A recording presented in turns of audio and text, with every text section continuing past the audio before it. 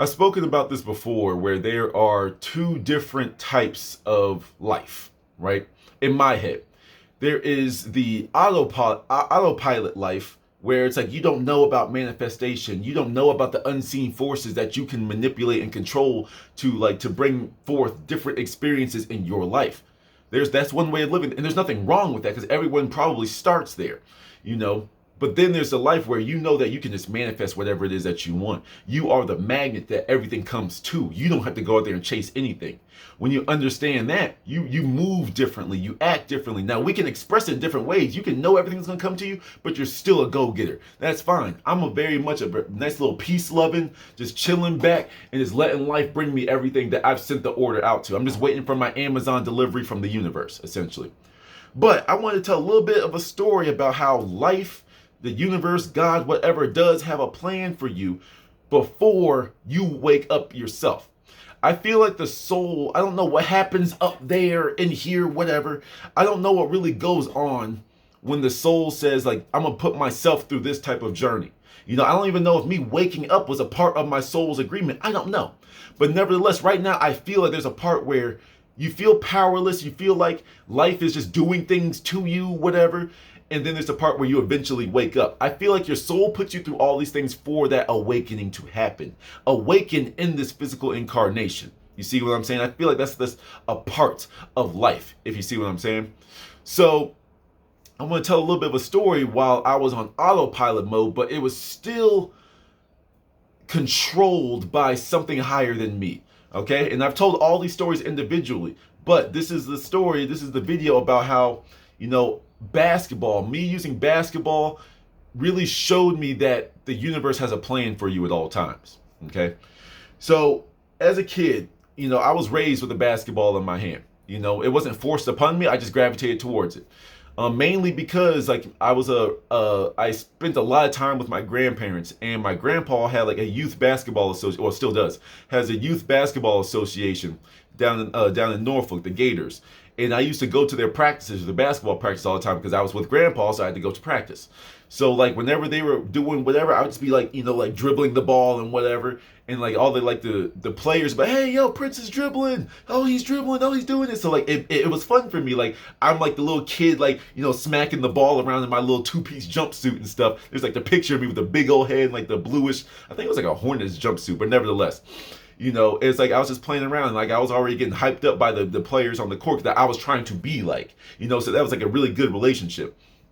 So fast forward to middle school. There's two big pivotal moments in middle school. The one was like in the origin story of Oliver, that video that I put up, where it's like we were playing against this coach, and eventually over time he saw how much heart I had, he saw how much hustle I had.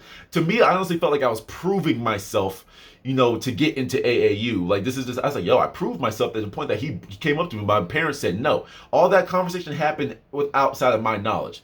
You know, they were like, we don't want him playing for you. You know, you're a jerk, and we understand how much travel and how expensive, you know, AAU is, and so we don't want our son doing that. We want our son to have a regular life. At first, I was mad, but in the hindsight being 2020, thank you, right? So AAU was a no-go, and that was crushing for me. I was like, oh, but I wanted to play against the good people. Every time we play against the AAU teams, we lose. I can beat them, but my team can't, which means I can't. I can't lead them, so let me just play with them so I can get better and better and play with a bunch of good people. But that's not what was in the cards for me, right? So then, still in middle school, I tried out for the basketball team in 6th grade, something like that. And, you know, I thought I did pretty crappy, to be quite honest with you. But let's just say my number, for the sake of the simplicity for the rest of the second story, it's like, you know, let's just say my number was 17. So when you go look at the cut list, I saw number 17 up there. So I was like, dang it, I got cut. Once again, life hadn't given me the experiences to know what the cut list, how it worked and stuff. And I was too scared to ask people, you know. So like I saw 17 up there. I thought that if your number was on the cut list, that was the number that got cut. You know, I'm a very literal person like that. So I went into like a little depression for that day. I was like, man, you got cut. I didn't make the team, man. You know what I'm saying? And then like the next day, like my friend said, yo, where were you at tryouts? And I was like, I got cut. He said, no, you didn't. Your name was on the list. Your number was on the list. And I was like, Oh, that's what that meant. He just like laughed at me. He's like, dude. Ironically, that dude went on to play for college and stuff. Like I saw him on Facebook a few years later. Like he's over there playing for college and stuff, and that could have been both of our starts. Been crazy, but it is what it is. That's life. So then, so once again, roadblock after roadblock after roadblock. One was kind of my way, but nevertheless, life said, nah, you ain't gonna be part of this this game. You can love the game of basketball, but you're not gonna be playing at this level. You're just not going to. We're not gonna let that happen. So then the final straw, and this is like hindsight, upon reflection, I realized this was the final straw, where in high school, freshman year, I tried out, and I walked up, tried out, and I actually killed it. I walked out when I was waiting for like my mom or dad to come pick me up. Like I was just sitting there, and like the head coach comes up to me and says like, "Yo, you one of the best players I've ever seen, man." And blah blah blah. What's your number again? And I was like, yeah, I'm number 17. I'm number 17. He's like, okay, yeah, I'm gonna remember that. I expect to see you tomorrow or whatever. I was like, okay, bet. So then the next morning, I went in the cut list. I wasn't up there. So I was like, hey, yo, this is the one, like all the numbers up here are the ones that made it, right? He's like, yeah. I was like, okay. The hell? You know what I'm saying? How's the head coach gonna come up to you, say you're the best they've seen, get your number down, literally write it down, and then not make you on the first cut? Of course, I learned later that I got out politicked. My spot literally got bought by someone that I crapped on in PE, but we ain't gonna talk about that. Nevertheless, you know, the universe, God, whatever you want to call it, source, said that, hey, yo, this isn't part of your plan. This isn't what you need to do. And in all honesty, with me reflecting on that, I'm super thankful for that. Because, not to like pat my own back, but in high school, girls liked me. But I didn't know. I was still like a little kid. I just happened to be a smart ass too. So I was the funny asshole that didn't give attention to girls. So that's why they really liked me. You know, because I didn't care. It's not that like I was going out of my way to ignore girls. It was just like, everybody's my friend. You know what I'm saying? It's like I'm just here to make people laugh. I'm here to be the smart class clown. You know what I'm saying? That's just what I was here to do. So if I had been in the high school team, my life would have been different. So all the girls that like me already, plus the girls that only like the people on the basketball teams, plus the parties I get to go to, plus the non-academy kids, because there's the academy and regular people. The academy was like a small percentage of the school, and I would have been exposed to all these other people, all these different types of people, all these different types of girls, all these different types of guys, all the different types of situations. My life would have taken a complete different tangent. You know, it's like I've been obsessed with this type of stuff: basketball, girls, parties. That would have been my life. You know what I'm saying? Then when I go to college, it would have been even different because I would have played at the collegiate level. I would have the way my life was going. But I kind of like gave up trying to like have professional like hoop dreams after that one because I was kind of like done now. I was like, man, I just got out politicked. I'm done with this. Like I'm good. You know, so I say all that to say, like, life has a plan for you, even if you feel like you're out of control right now. If you haven't picked up the sticks, if you haven't picked up the controller and said, I control my life, if you haven't picked up the pen and started like scripting your own life, you know, life has a plan for you. And your life might be hard. Your soul above might say, hey, yo, we're gonna put myself through some things to see if I wake up. It's up to you to realize that, wait a minute, wait. I control this. Why am I subjecting myself to so much hardship?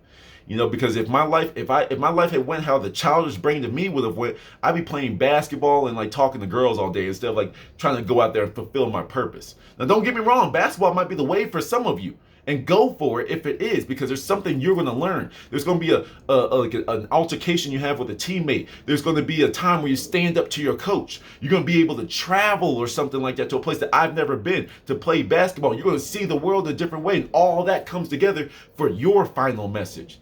You know what I'm saying? I'm just working on it now. My life is just a little bit different from yours.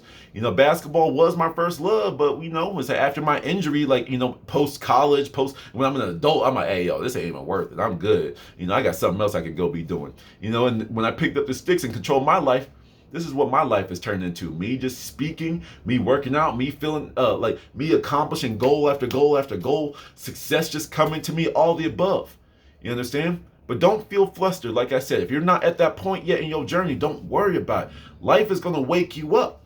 If you're watching this video, you're either on the verge of waking up or that's later down the line for you. You understand? It's like I charge my videos with a certain type of energy. Number one, when you're lost, you know, in life, you're lost for a reason. The fact that you're lost is a very good thing. That means you're looking. Some people ain't looking. Some people, if I could tell you that this chapstick is going to melt your lips off, they're like, nope, nope, nope, nope, nope. I like the chapstick. I'm going to wear it no matter what. Why does it burn? They close their eyes to everything. So there's some people that really, they're blocked themselves from the truth. Then there's some people that just want to keep on going through life because they're comfortable, because they're getting the attention that they're looking for, because they're entertained in life. So they're not going to go deeper. They're not going to question it because they're good right now. But you're lost. Lost means you have a goal, a point that you're trying to get to, and you don't know how to get there. That's a good thing to be lost, because that means you're looking for something.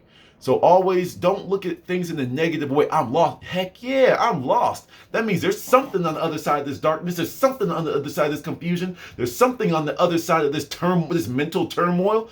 And all I gotta do is stick it out. Stay strong and stick it out. And eventually, life is gonna just send me there, right? If you're a believer in life is gonna get you there, then that's what's gonna happen. Life is just gonna lay you right here. There you go. We made it out of the storm. Now, what did you learn? You understand?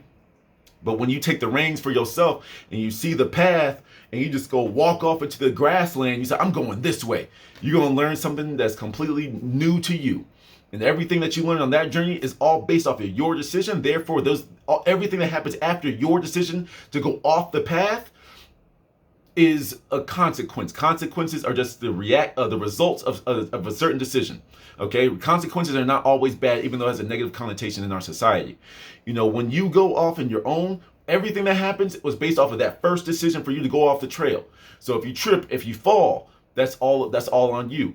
If you climb, if you thrive, that's all on you. If you learn something new, that's all because of your first decision. If you find out that this way isn't the way, at least you went and saw it for yourself. You now learned another way how not to do something. You understand? So I just wanted to share that with you. Basketball was one of those things that really showed me that you're always good. As long as you believe you're protected, as long as you believe that you'll make it out alive, as long as you believe that you are safe, as long as you believe that you'll find a way out of any sticky situation, even when you are on an autopilot type of life, that energy will still be influenced in that journey and be like, you might find yourself in some crazy situation. How do I keep ending up here?